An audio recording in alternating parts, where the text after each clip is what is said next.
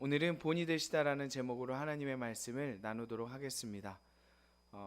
원래 이제 주일날 저희가 느헤미야 강해로 말씀을 나누는데 오늘은 특별히 종려주일이라서 관련된 말씀으로 함께 여러분들과 은혜를 나누려고 합니다. 여러분, 종려주일이에요. 종려주일. 종려주일은 예수님께서 십자가를 지시기 위해서 예루살렘에 입성하신 것을 기념하는 날입니다.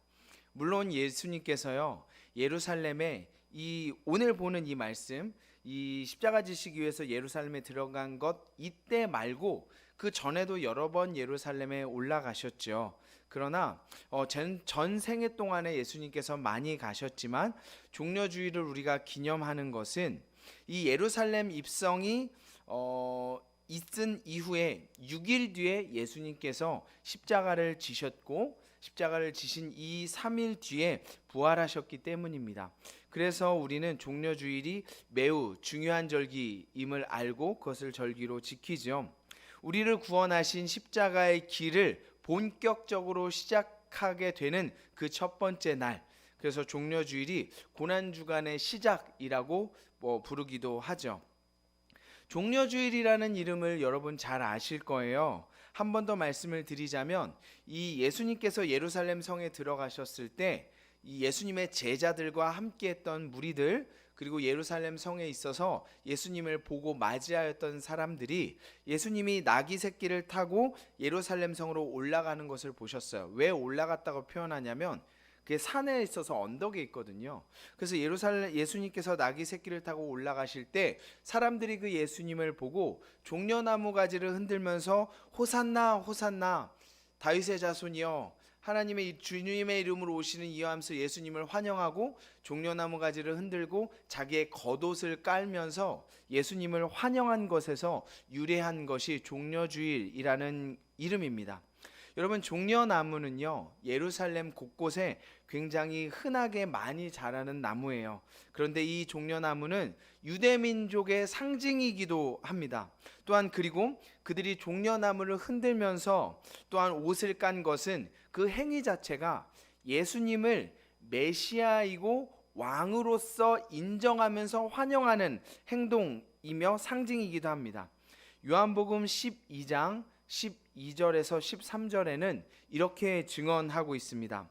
명절에 온 큰 무리가 예수께서 예루살렘으로 오신다는 것을 듣고 종려나무 가지를 가지고 맞으러 나가 외치되 호산나 찬송하리로다 주의 이름으로 오시는 이 곧 이스라엘의 왕이시여 하더라 라고 증언하고 있습니다. 그러니까 예수님을 이스라엘의 왕으로 인정하고 환영하고 있다는 것이죠. 또 호산나라는 말 자체가 시편 118편 25절에 나오는 기도문에 나오는 말인데요. 이 호산나라는 말이 우리를 구원해 주십시오, 우리를 지금 구원해 주십시오 라는 뜻을 가지고 있습니다. 그러니까 우리를 구원해 주십시오, 이스라엘을 구원할 메시아로서 예수님을 이스라엘 백성들이 환영하고 있다는 것입니다. 또 이 구약에 예언되어 있던 메시아, 그 예수님이 그 메시아가 예수님이다 라고 생각하고 예수님을 받아들이고 있는 것이죠. 근데 이스라엘 백성들, 특히 예루살렘 성에 있는 사람들과 무리들이 왜 예수님을 그렇게 메시아로 환영했냐면 그 가장 큰 이유, 영향력을 미쳤던 이유가 뭐냐면 나사로를 죽음 가운데서 살리셨던 일 때문이었습니다. 그러니까 예수님께서 선지자다, 하나님이 보낸 사람이다라는 것은 당시에 굉장히 많이 퍼져 있는 이야기였어요. 그런데 이 나사로를, 죽었던 나사로, 그 장례에 참여한 사람들이 굉장히 많았고 증인들이 많았거든요. 그리고 이 나사로가 살던 이 동네가 예루살렘에서 약 3km 정도밖에 떨어져 있지 않아요. 제가 3km를 재보니까요, 저 옆에 호수공원 있잖아요. 그 호수공원을 외곽으로 세 바퀴를 돌면 3km 정도 돼요. 그러니까 별로 떨어져 멀지 않은 것이죠. 그렇게 예루살렘에서 이 죽은 나사로를 살린 동네가 멀지 않았기 때문에 예수님께서 나사로가 죽었다는 것, 그리고 그를 살리셨다는 것을 많은 사람들이 알고 있었어요. 죽은 가운데서 사람을 살린 사람, 저 사람이 메시아가 아닐까? 그래서 예수님에 대한 기대가 굉장히 한껏 부풀어 있었죠.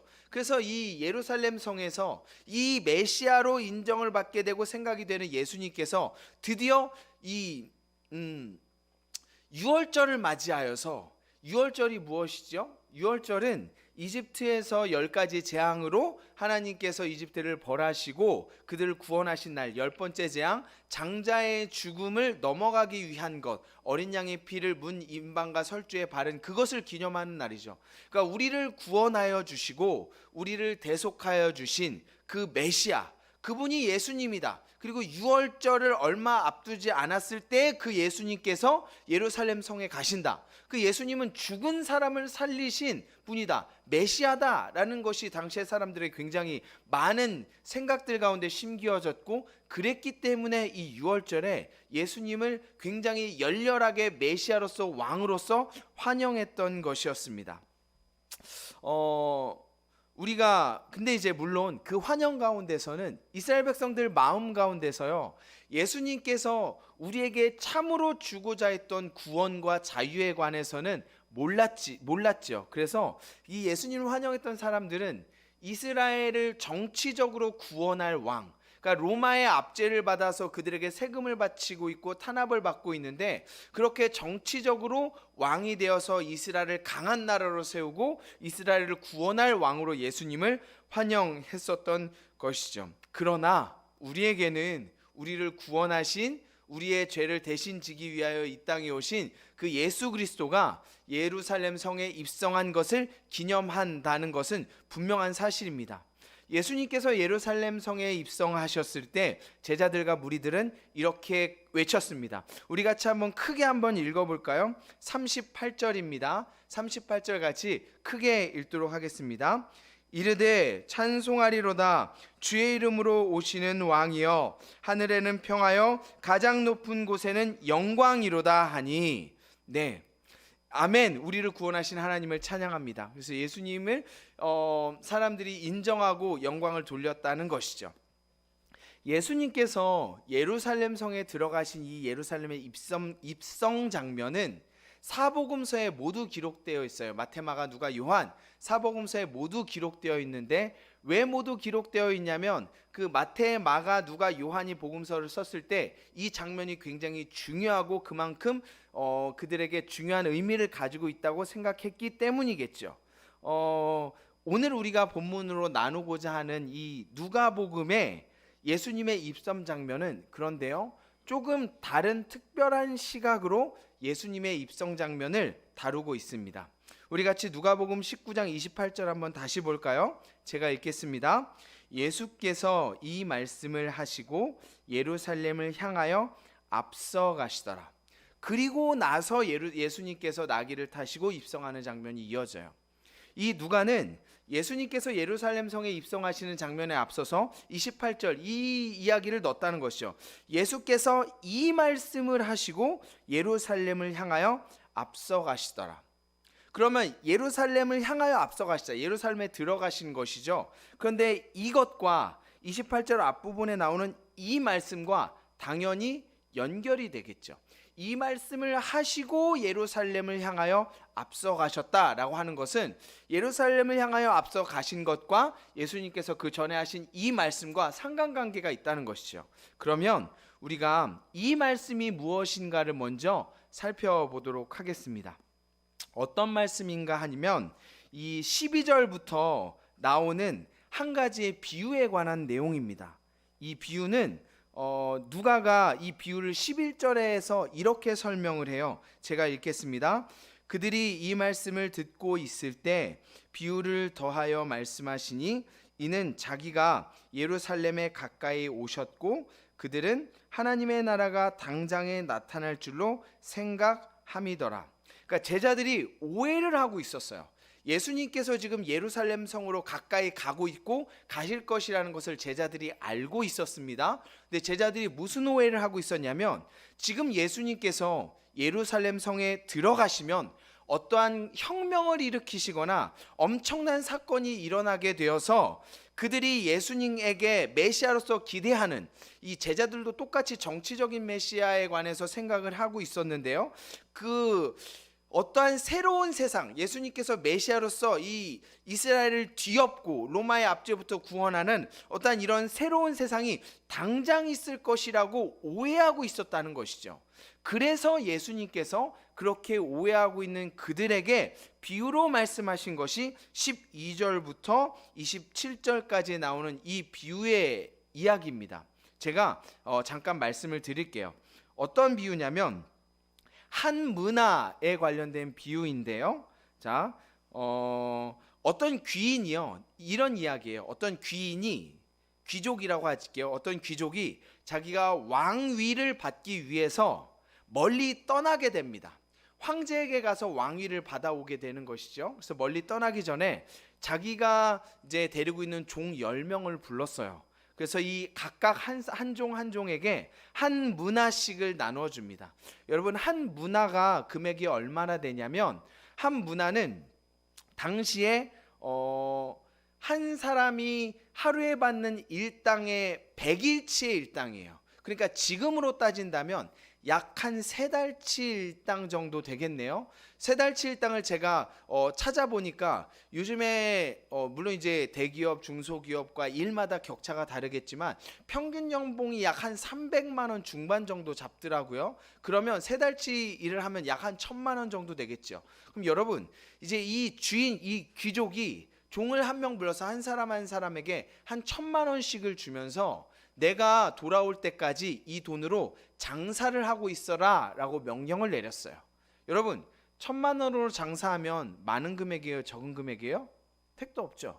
1000만 원으로 어떻게 장사하겠어요? 근데 이 1000만 원을 맡겨주면서 이 종들에게 각각 장사를 하라고 이야기를 했습니다. 그리고 떠났어요. 황제에게 왕위를 받기 위하여. 그런데 그 땅의 백성들이요, 이 귀족이 자기들의 왕이 되는 것을 싫어했어요. 그래서 황제에게 한 사람을 보내가지고 우리는 이 귀족이 우리의 왕이 되는 것이 싫습니다라고 밀서를 보냈단 말이죠. 그런데 이 귀인이 시간이 지나서 왕위를 받아가지고 왔어요. 왕이 되어서 돌아온 거죠. 그리고 이 귀족이 종들이 어떻게 장사했는지 확인을 해보려고 모두 종들을 불렀습니다. 한 종은 주인에게 이렇게 말해요. 한 문화로 제가 열심히 장사해서 10문화를 남겼습니다. 그러자 주인은 그에게 이렇게 말합니다. 잘하였다, 착한 종아. 네가 매우 작은 것에 충성하였으니 네가 10문화를 남겼으니까 10마을을 다스려라 라고 이야기했고요. 또 한 종은 와서 제가 이 한 문화로 5문화를 남겼습니다 라고 이야기했더니 종이 똑같은 말로 칭찬하고 너는 5마을을 다스려라 라고 이야기했습니다. 여러분, 그러면요, 이 주인이 왜 이 문화를 줘서 종들에게 장사를 시킨 걸까요? 왜 시켰다고 생각하세요? 이 장사한 종들을 통해서 그들이 충성되이 장사했잖아요. 그것을 보고 그에게 무엇을 주기 위해서요? 상급을 주기 위해서 일을 시킨 거예요. 작은 일, 그러니까 이것은 달란트 비유와는 좀 달라요. 금 한 달란트가 아니라 은 한 문화예요. 1000만 원으로 장사하려면 말이 안 되잖아요. 그렇죠? 물론 이제 조그마한 장사 할 수 있겠지만 열심히 충성되이 장사한 사람들에게 상급을 주기 위해서 10문화를 남겼다고 해서 10고을을 다스리는 권리를 주다니요. 그 충성을 보고 그에게 상급을 주기 위해서 일을 시킨 것이죠. 그런데 어떤 종은요, 주인이 맡겨놓은 한 문화를 수건에 싸놓고 있다가 그 주인에게 가져오면서 이렇게 말합니다. 당신은 왕의 자리를 받기 위해서 떠나 있는 그 순간에도 우리를 이용해서 이득을 얻으려고 일을 시키는 무서운 사람입니다. 그래서 내가 당신이 무서워서 이 돈을 일하다가 잃어버릴까봐 두려워가지고 그냥 잘 놔뒀다가 당신에게 돌려드립니다 라고 주인에게 한 문화를 돌려주었습니다. 그러자 주인이 이렇게 말합니다. 너는 내가 그런 사람인 줄 알았느냐? 그것을 위해서라면 내가 안전하게 은행에 맡겨서 이자를 받았겠지. 얘들아, 저 종에게 준 것을 빼앗아서 10문화 있는 사람에게 줘라. 그리고 내가 왕이 되기를 원하지 않아서 황제에게 내가 왕이 되는 것을 싫다고 얘기하고 거부했던 그 사람들을 이끌어다가 그들을 내 앞에서 죽여라 라고 이야기했습니다. 여러분, 이 이야기의 핵심은 이거예요. 종들이 주인의 맡긴 일에 순종해서 잘 감당해서 그 일을 하면 상급을 받지 않습니까? 그런데 이 상급을 받기 위해서 주인의 말에 따라서 순종을 하려면 무엇이 중요하냐면 두 가지로 결정이 된다고 이야기하는데요. 첫 번째는 주인이 떠났는데 반드시 왕이 되어서 돌아올 것이다. 이거를 믿어야 종들이 일을 하겠죠. 그리고 또 하나는 무엇이냐면 주인이 어떠한 사람인가를 아는 것이에요. 즉 주인과 인격적인 관계가 맺어 있어서 주인은 나를 사랑하는 사람이다. 주인은 우리를 이용하려는 사람이 아니라 내가 이해가 안 가도 어떤 계획을 가지고 있겠지라고 주인을 알고 주인을 인격적인 관계 속에서 주인에 대한 믿음이 있는 사람이 그 일을 할 수가 있는 것이죠. 왜냐하면 당시에 먼 타국, 먼 나라로 간다는 건 목숨을 내놓는 일이었기 때문에 더욱 그러했던 것이죠. 이 이야기는 정확하게 예수님께서 십자가를 지시고 부활하신 이후에, 그리고 그 이후에 하나님의 나라를 기다려야 하는 우리의 이야기임을 정확하게 알 수 있습니다. 예수님께서 세상이 볼 때 작아 보이는 것, 장사하기에는 턱없이 부족한 금액으로 보여지는 달란트 비유와 다른 이 한 문화 1,000,000원 정도를 주고 장사하라고 준 것, 그런데 그 충분치 않아 보이는 이 작은 돈을 받고도 주인의 명령에, 예수님의 명령에 충성할 수 있는 것은 주인이 반드시 왕이 되어서 돌아오신다는 것을 믿는 믿음과, 그리고 두 번째, 그분이 우리를, 이 나중에 나온 종이 오해해서요, 당신이 내가 왕위를 받기 위해서 가 있는 그 순간에도 우리에게 장사시켜서 이득을 얻으려고 한다라는 주인에 대해서 철저한 오해를 가지고 있는 것이 아니라, 그분은 나를 사랑하셔서 이것을 나에게 맡기셨구나. 그리고 내가 이것을 잃어버려도 그 주인이 어떠한 분인지 내가 알기 때문에 혼내지 않으실 거다. 그리고 내가 이해가 안 가지만 왜 이 적은 금액으로 나에게 일을 시키셨지? 주인님의 계획이 있겠지. 주인님에 대한 절대적인 확신과 믿음이 있는 사람이 그 예수님께서 떠나시고 다시 오실 그때까지 충성함으로 예수님의 명령을 지킬 수 있다는 것을 이 예화가 이야기하고 있다는 것이죠. 자, 그러니까 예수님에 대한, 다시 오실 것에 대한 확실한 믿음, 그리고 예수님이 어떠한 분인가를 아는 인격적인 교제 속에서 예수님을 아는 것, 이 말씀을 하시고, 이 이야기를 하시고 예수님께서 예루살렘으로 들어가셨어요. 자, 그렇다면 이 예화가 예수님이 예루살렘에 들어가신 것과 연결이 되겠죠. 자, 어떻게 연결이 되냐면 예루살렘을 향하여 앞서가시더라라고 본문이 증언합니다. 이 말씀을 하시고 이 예화를 드시고 예루살렘을 향하여 앞서가셨다고 누가가 표현하고 있어요. 이 말이 어떤 말이냐면 예수님께서, 얘들아, 너희가 하나님의 나라에 대해서 오해를 하고 있어. 당장은 아니지만 반드시 온다. 내가 십자가를 지고 너희를 떠나가겠지만 반드시 와. 그리고 하나님은 우리를 얼마나 사랑하는 분이신 줄 아니? 너희를 이용해서 그분의 영광을 얻어내기 위해서 너희를 착취하는 분이 아니라 하나님은 너희에게 상급을 주기 위하여 너희에게 일을 맡기신 거야. 그러니 너희는 믿음으로 기다려 라고 하는 것을 이야기하시고, 그리고 내가 앞서서 이 일을 어떻게 행하는지 보여줄게 하고 예루살렘으로 앞서서 들어가신 거예요. 여러분, 예수님께서 본인이 이 예화 속의 종이 되셔서 하나님의 말씀에 순종하는 본을 보여주시기 위해서 이 말씀을 하시고 제자들의 앞서서 예루살렘으로 들어가신 거라고요. 이해가 되세요? 여러분, 그래서 예루살렘에 들어가신 것이 하나님의 이 말씀을 그대로 순종하고 이루기 위해서 하나님께서 주신 고난을 기쁘게 받으신 것, 그것이 종려주일이고 그것이 십자가란 말이에요. 그리고 30절 이후에 보면 어떤 내용이 나오죠? 예수님께서 나귀를 타시는 장면이 나와요. 왜 나귀를 타십니까? 스가랴서의 선지자를 통하여 기록된 하나님의 말씀을 그대로 이루시기 위해서, 순종하기 위해서 나귀를 타셨다는 것이죠. 스가랴 9장 9절입니다. 시온에 따라 크게 기뻐할지어다. 예루살렘에 따라 즐거이 부를지어다. 보라, 내 왕이 내게 임하시나니 그는 공의로우시며 구원을 베푸시며 겸손하셔서 나귀를 타시나니 나귀의 작은 것 곧 나귀 새끼니라. 예수님의 삶은 본인이 하나님이셨지만 스스로 낮아지셔서 하나님 아버지의 말씀을 있는 그대로 모두 다 순종하시고 이루어내신 삶이었어요.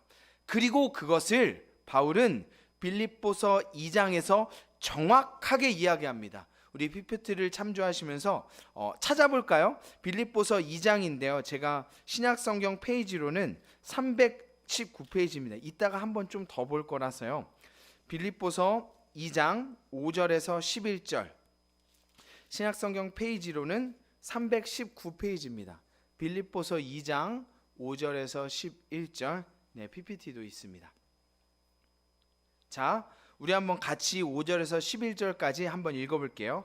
너희 안에 이 마음을 품으라. 곧 그리스도 예수의 마음이니 그는 근본 하나님의 본체이시나 하나님과 동등됨을 취할 것으로 여기지 아니하시고 오히려 자기를 비어 종의 형체를 가져 사람들과 같이 되셨고 사람의 모양으로 나타나셨음에 자기를 낮추시고 죽기까지 복종하셨으니 곧 십자가에 죽으심이라. 이러므로 하나님이 그를 지극히 높여 모든 이름 위에 뛰어난 이름을 주사 하늘에 있는 자들과 땅에 있는 자들과 땅 아래에 있는 자들로 모든 무릎을 예수의 이름에 꿇게 하시고 모든 이름으로 예수를 그리스도 주라 시인하여 하나님 아버지께 영광을 돌리게 하셨느니라. 정확하게 이야기하죠. 예수님께서 왜 그 일을 스스로 낮아지셔서 감당하셨는지, 그리고 바울은 그 마음을 우리에게 품으라라고 이야기합니다. 여러분, 첫 번째 인간의 대표였던 아담은 하나님과 같이 되려는 교만으로 말미암아 하나님의 말씀을 버리고 죄를 저질러서 모든 인류를 죽음에 이르게 하였습니다. 그의 후손은 모든 사람에게 죽음을 가져왔지만 두 번째 아담으로서 이 땅에 오신 예수 그리스도께서는 하나님의 말씀을 하나도 떨어뜨리지 아니하고 모든 말씀을 그대로 이루어 순종하심으로 말미암아 우리의 본이 되시며 우리의 구원을 이루셨습니다. 고린도전서 15장 22절 45절에 이렇게 이야기합니다. 아담 안에서 모든 사람이 죽은 것 같이 그리스도 안에서 모든 사람이 삶을 얻으리라. 45절입니다. 기록된 바 첫사람 아담은 생명이 되었다 함과 같이 마지막 아담은 살려주는 영이 되었나니 라고 이야기합니다. 두 번째 아담으로 인류의 대표로 오신 예수 그리스도. 그래서 예수님께서요, 십자가에 달려 죽으실 때 뭐라고 이야기하시고 숨을 거두십니까? 다 이루었다. 뭘 다 이뤄요? 하나님의 뜻을. 하나님이 나에게 말씀하신 것과 맡겨주신 모든 것을 내가 다 이루었다라고 말씀하시고 우리의 본이 되어주셔서 십자가에 달려 숨을 거두신 거예요. 그리고 예루살렘에 입성하시는 이 종려주의를 앞둔 날에 제자들에게 말씀하십니다. 나는 반드시 다시 온다. 그리고 내가 너희에게 이것들을 맡겨준 것은 너희를 이용하여 착취하려는 것이 아니라 너희 나를 알지 않니? 내가 너희를 얼마나 사랑하는지, 내가 죽기까지 너희를 사랑하는 것은 너희가 알지 않니? 자, 내가 본을 보여줄게. 이 말씀을 마치시고 예루살렘 성으로 들어가신 거예요. 그것을 기념하는 날이 무슨 날이에요? 종려주일이에요. 여러분, 예수님께서는 우리를 사랑하시는 분이십니다. 그리고 우리가 이 생의 삶 가운데 맡겨주신 것이 있어요. 맡겨주신 것이 있어요. 뭘 맡겨주셨죠? 너희는 내 뭐가 되라고요? 증인이 되라고요. 여러분, 오늘 본문 말씀을 보면요, 뭐하고 연결이 되냐면 19장은 누구에 관한 이야기로 시작돼요? 삭개오로 관한 이야기로 시작됩니다. 그리고 삭개오로 관한 시작되는 이야기 마지막에 예수님께서 뭐라고 말씀하시냐면 인자가 온 것은 잃어버린 자를 찾아 구원하려 함이라. 이걸 우리에게 맡겨주신 거예요. 너희가 나의 증인으로 내가 이것들을 일을 너희에게 맡긴다. 여러분, 왜 맡기셨어요? 우리를 이용해서 예수 믿는 사람들이 많아져서 교회가 커져서 나 이런 하나님이야 보여주려고 맡기셨어요? 아니요. 비유를 통해서 정확하게 말씀하셔요. 너희가 나를 그런 사람으로 알았느냐?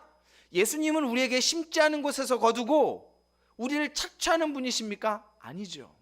왜 작은 것, 많이 부어주시고 풍성하게 부어주시고 이를 감당하는 것이 아니라 왜 하루의 은혜를 주시고 우리가 버겁기도 하지만 그런 삶을 통해서 그런데 하나님을 말씀을 순종하기를 요구하세요? 우리에게 뭘 주시려고요? 상급을 주시려고요.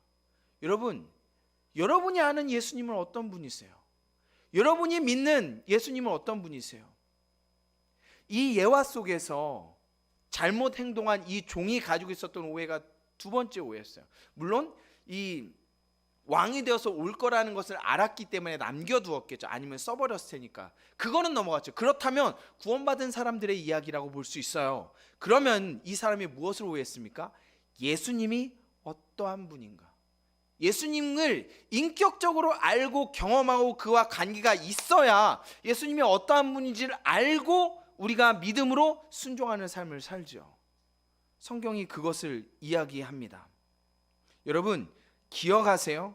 예수님께서 어떠한 사명 일들을 우리에게 맡기신 것은 우리가 이 일을 통하여 함께 하시는 하나님을 더 경험하고 하나님의 말씀대로 할 때 어떠한 삶이 일어나는가를 경험하게 하심으로 말미암아 그분이 어떠한 분인가를 알아가기 위해서, 그리고 마지막 날에 그 일에 순종한 우리의 삶을 보고 우리에게 뭘 주기 위하여? 상급을 주시기 위하여.